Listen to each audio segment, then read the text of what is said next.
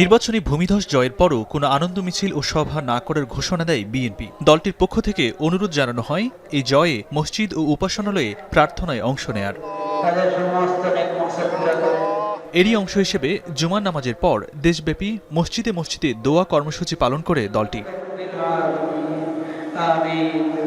রাজধানীর নৌবাহিনীর হেডকোয়ার্টার মসজিদে জুমার নামাজ আদায় করেন বিএনপি চেয়ারম্যান তারেক রহমান। নামাজ শেষে নিরঙ্কুশ জয় পাওয়ায় সাবেক প্রধানমন্ত্রী খালেদা জিয়ার বিদেহী আত্মার মাগফিরাত কামনায় বিশেষ দোয়ায় অংশ নেন তিনি। 40 বছর ধরে অসংখ্য খুশির মিছিলে ছিল আইডিয়ালসে, থাকবে আগামীতেও।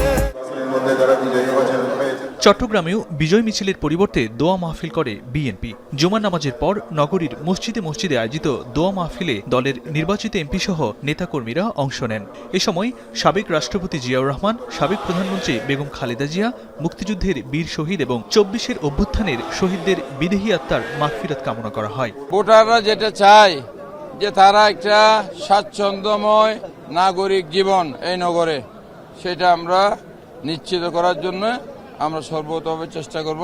আমাকে নির্বাচিত করেছে, সেই জন্য আমি আল্লাহর কাছে শুকরিয়া আদায় করতে সবাইকে আন্তরিক কৃতজ্ঞতা জানাই এবং এই নির্বাচন হচ্ছে আমাদের সবার। এছাড়া দিনাজপুর, ফেনী, নারায়ণগঞ্জ, ময়মনসিংহ সহ দেশের বিভিন্ন প্রান্তে দোয়া মাহফিল হয়েছে। একই সাথে সারা দেশে মন্দির, গির্জা ও প্যাগোডা সহ অন্যান্য উপাসনালয়েও বিশেষ প্রার্থনার আয়োজন করা হয়। ইমদাদুল আজাদ, এখন, ঢাকা।